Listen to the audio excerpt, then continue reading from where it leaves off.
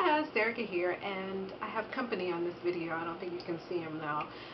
He's having some bottle right now, huh? You having some milk? Yeah. So I wanted to do an update on the raw foods front. I have been away from raw foods for almost a year, the entire 9 months I was pregnant, and then since I have delivered my twins, I still really haven't returned to it. I've been really busy and um, I put all the stuff away when I realized that I couldn't eat raw foods. Why couldn't I eat raw foods, you ask? Well, I was hyperemetic, and I'll put a link down below that kind of explains what that is. But in short, you throw up everything, including liquids, which means I had to make several trips to the hospital, weekly trips to the hospital for a while to get IV fluids because I literally couldn't keep down water. Raw foods were especially hard to keep down. So at some point I stopped trying new ones. I went through every raw food recipe and every raw food I could think of and every fruit and vegetable in the grocery store, and they just really made me sick. There was a limited list of cooked foods that I could keep down most of the time. It was like eggs, refried beans, fish,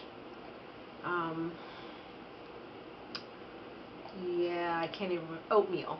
Those were the big ones, and potato. Those were the big ones that I could keep down. I did keep down kombucha, which is a raw food, and it helped with the nausea, as I had some really wicked nausea along with the excessive vomiting. Anywho, I'm ready to get back to my old diet and my old body, and I'm going to start the way that I always tell other people to start, which is by having green smoothies and taking it slow. So instead of doing the 100% all or nothing, instead I'm going to have a green smoothie in the morning, and I'll put a link to the video where I show me making a basic green smoothie, the one I like. I'm going to have a green smoothie every morning for 30 days. 14 days into that, I'll add a second green smoothie during the day at lunchtime, so that I'll be having 2 green smoothies during the day after the first 14 days, after the first 2 weeks.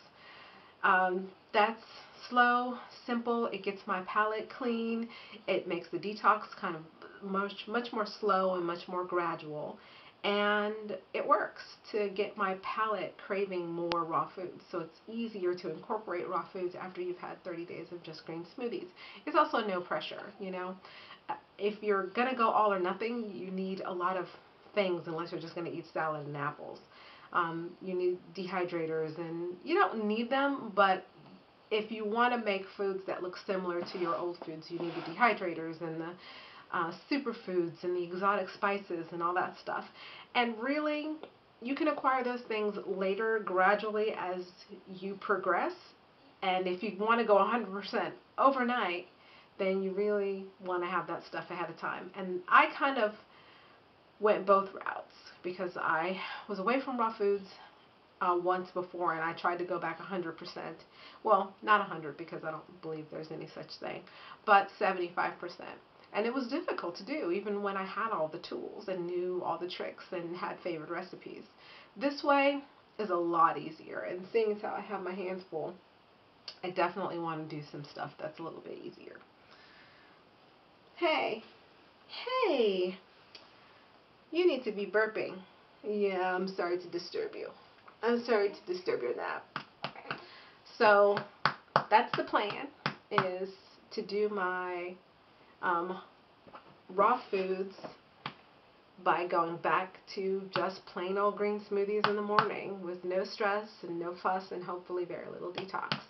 So stay tuned for that, and I'll keep you guys posted as much as I can. Thanks for watching.